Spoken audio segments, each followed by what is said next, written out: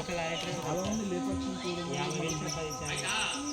అతను పోయే ఊర్లకి వీడియో తీసి యూట్యూబ్లో పెట్టాడు. అది జాబ్ బిజినెస్ ఉంటుంది అని ఉంటుంది.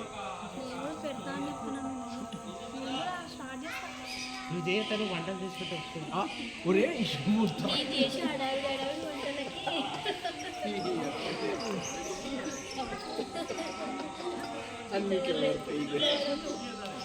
అందుకే ఇట్లా మనం పోయినప్పుడు అంటే కెమెరా